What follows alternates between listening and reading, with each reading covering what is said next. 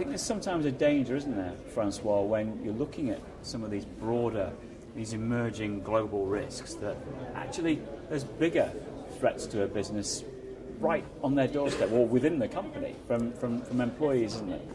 That's right, you're right. The financial situation is not good. Mm-hmm. So the risk has increased for employees to steal or to use their function, to have some special advantages, take money.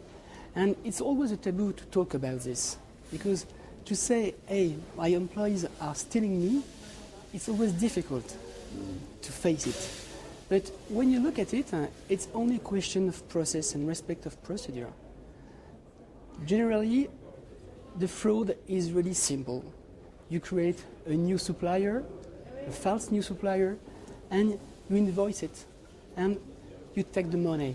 So with simple and easy prevention measure or respect of procedure, you can avoid it.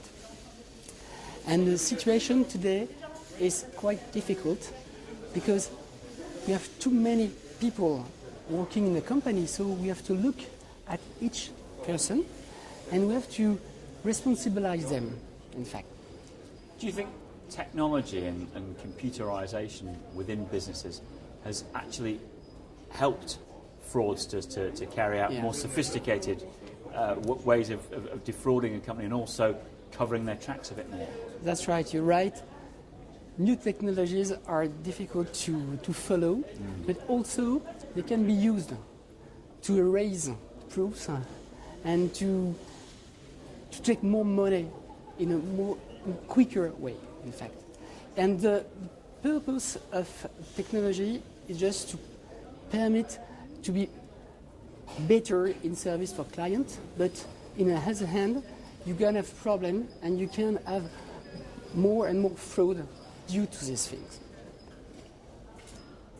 And this is a problem that if you're seeing more of this fraud, is awareness that it's happening moving at the same pace, or are companies in a state of denial about this? They can't possibly employ people who would defraud them, can they? I mean, that's quite often the view, isn't it? Or we've got systems that would never allow this to take place. No, you're right.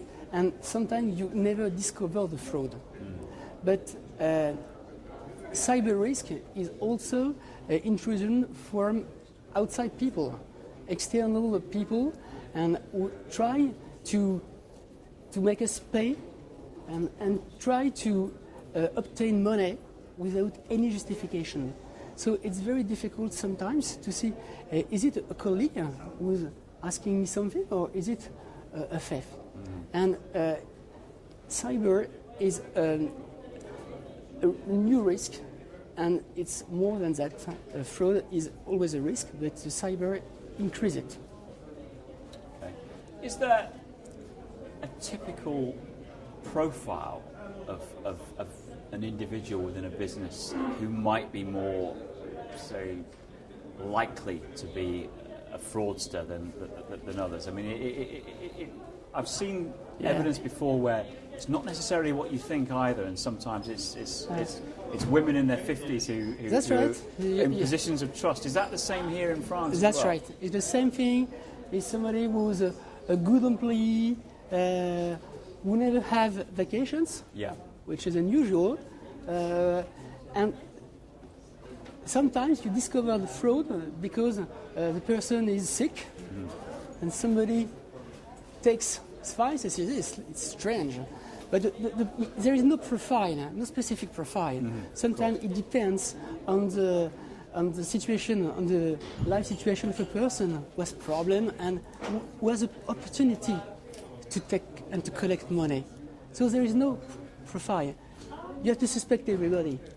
So what do you think companies can do to try to eliminate or at least reduce the threat of being defrauded, basically? I mean, you talked about not taking a holiday as a compulsory 2-week break, essential for people in power where they're able to sort of do financial transactions. We need to be aware. We need to have process and procedure to be sure to be respected, and to have internal control, because when you have fraud, you see that the top management has not done its duty. They have sub-delegate some things and they don't control really the things. So it's easy. It's just a way of doing normal things and just to think that someone can obtain things in just not respecting one thing. That's it.